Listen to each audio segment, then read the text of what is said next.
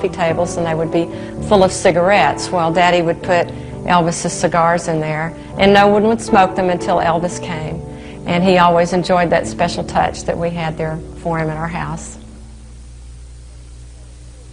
There was a story, too, about my folks were just sitting around the dinner table one afternoon, after lunch, I believe, and Mother had a pot of beans on the stove that she was preparing for dinner that night. And a knock comes on the back door, and they open it up, and there's Elvis and his mom and dad and Anita. And they were on their way from Fort Hood to Fort Worth to see a movie. And my folks were just shocked. You know, here they all were together. They just showed up on their doorstep. And they walked in, and they made them at home, you know, made them feel at home as usual. And Daddy asked if any of them were hungry. And Elvis was on kind of an unusual schedule. You know, he would sleep all day most of the time and be awake in the night. So I think he had just gotten up maybe an hour before that, and he was hungry. And so Daddy said, can we go to the store? We'll get you a steak, we'll get you whatever you want. You know, just tell us whatever you want, and we'll go get it. And he said, well, what's in that pot over there on the stove? And that was the beans that my mom was cooking. And she kind of sheepishly said, well, I'm cooking some beans for dinner. They're just some pinto beans. And he walked over to the stove, and he pulled up the lid of the pan, and he looked in there, and he goes, oh, that smells good. Can I have some of those?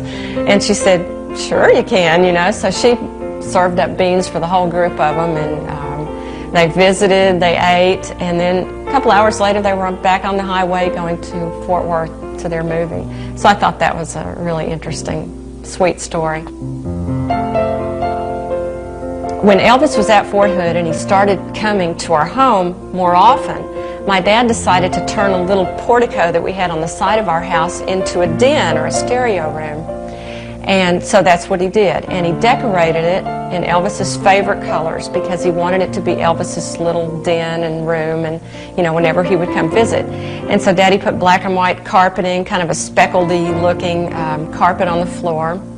And there were bookshelves in there along one wall, and they were painted in Elvis's favorite colors at the time, which were pink and black. And Daddy bought glasses and, you know, drink glasses and iced tea glasses and things that were in those colors. We had the whole thing decorated. Daddy even bought a stereo. It was a hi-fi stereo, what we used to call a hi-fi. And it was black lacquer, real shiny black, that matched the shelves in the room.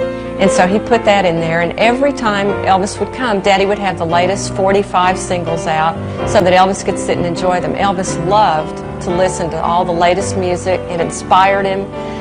He loved to hear the new artists and just had a ball with it. He loved singing all the songs that were out, that were popular. He would do anything but his own songs. I think he was maybe a little, I don't know what the word would be, maybe sheepish about performing them outside of the stage setting. So he liked to perform other people's music when he was at our home. Elvis loved this room. This was his room. My dad built it for him, and this is where he stayed. He played music in here. We partied in here. I can remember all the excitement. I've never experienced any excitement quite like the times when Elvis was coming here. His girlfriend at the time was Anita Wood, and I thought she was an angel. She looked just like I would think an angel would look. And Elvis, I can't say anything about him other than that he was some being on a far-off planet almost, and so great was his presence, his magic being here. It was just a wonderful experience. I didn't fully comprehend it, of course, but it was a very special experience just being here with Elvis and friends and family. My father also bought a piano, which was actually my piano. It was bought for me. But after Elvis played it and Elvis touched it, it was really no longer my piano. After that, you know, I couldn't have the piano anymore. It became Elvis's piano. So I was a little mad about that. But I do have it now, so I guess all's fair. That ends fair. When Anita would come visit with Elvis, I was only 5 years old at the time.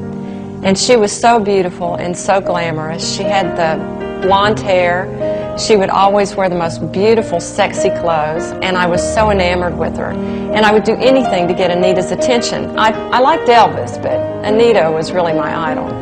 And I would do anything to get her attention, and I remember one day, I finally, after it seemed like hours to me of trying to persuade her